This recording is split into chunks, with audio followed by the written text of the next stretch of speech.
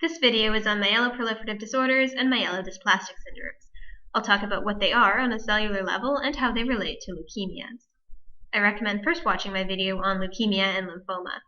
In that video, we discussed how blood cancers can first be classified by what cell type they originate from, myeloid or lymphoid. Myeloid cells include red blood cells, platelets, and most white blood cells. Lymphoid cells are B cells, T cells, and natural killer cells. Blood cancers can be further classified by where they arise, from the bone marrow or lymphatic tissue, and whether the cancer cells can or can't mature. Both myeloproliferative disorders and myelodysplastic syndromes fit into the box of myeloid cell origin, originating in the bone marrow, and able to undergo maturation. In the last video, chronic myeloid leukemia was shown in this box, but chronic myeloid leukemia is actually just one type of myeloproliferative disorder. We'll discuss the other types of myeloproliferative disorders in just a minute. We'll also be mentioning a bit about acute myeloid leukemia. The difference between acute and chronic leukemia is that in acute, the cancer cells can't mature, while in chronic, they can mature. Now let's come back to myeloproliferative disorders and myelodysplastic syndromes. The difference between these conditions is whether the cells mature normally or abnormally. Note that we've already established that the cells in both do mature, it's just that they may mature into something abnormal instead of something normal. Myelodysplastic syndromes are the ones involving abnormal maturation. A stem cell in the bone marrow, instead of maturing into something normal, matures into something abnormal, something just weird, often not very functional. These weird cells are described as dysplastic, hence myelodysplastic syndromes. These dysplastic cells are often so odd and non-functional that they die. This results in lower numbers in the blood of what cell type they should have become. Myelodysplastic syndromes may have mild or severe symptoms depending on whether cell maturation is mildly or severely abnormal. As maturation becomes more abnormal, the affected cells are less able to function or survive, further reducing cell numbers. Also, as maturation becomes more abnormal, fewer cells leave the bone marrow. This means that if maturation is quite abnormal, a lot of the bone marrow is taken up by abnormally developed cells, and little space is left for normal cell production. This can decrease the numbers of all normal cell types in the blood. This can result in symptoms of anemia, such as fatigue and weakness, as well as bleeding, bruising, and susceptibility to infection. Now remember that the only difference between myelodysplastic syndrome and acute myeloid leukemia is that in myelodysplastic syndromes, the cells can mature into something, while in acute myeloid leukemia, they can't mature at all.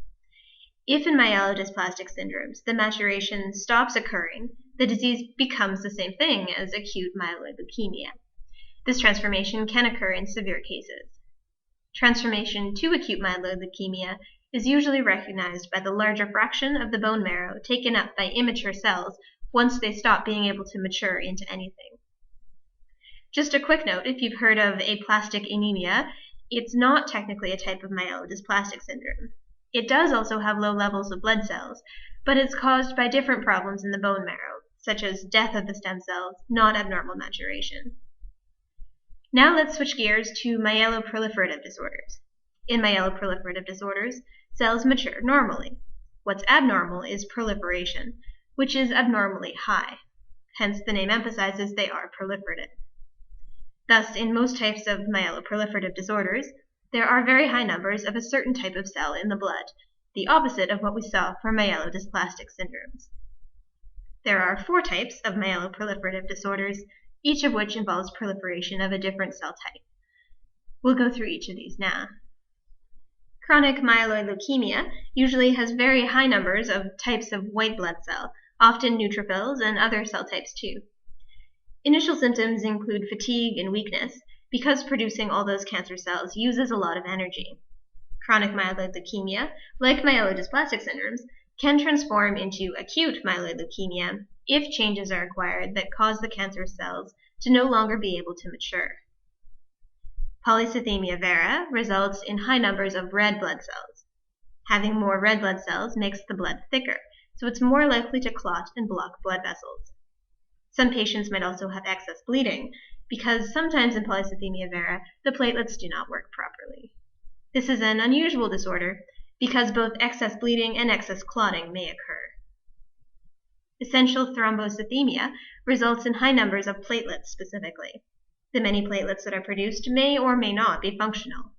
If they are functional, they can cause blood clotting and vessel blockage. If the platelets are not functional, there can be excessive bleeding. Overproduction of platelets usually results from a change in the type of cell that produces platelets, called a megakaryocyte. Idiopathic myelofibrosis also results from a change in megakaryocytes, but rather than producing extra platelets, they produce extra platelet-derived growth factor, a molecule, not a cell, that signals fibrous tissue to fill marrow space.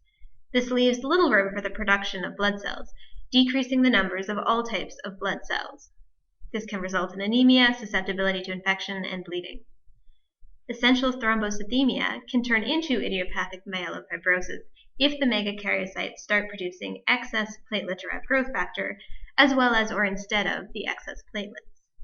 Idiopathic myelofibrosis can also transform into acute myeloid leukemia if changes are required that block maturation.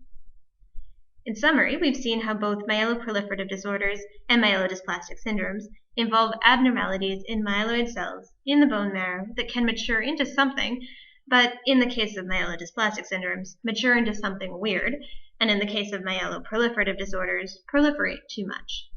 For more on other types of blood cancers, see my other blood cancer clips.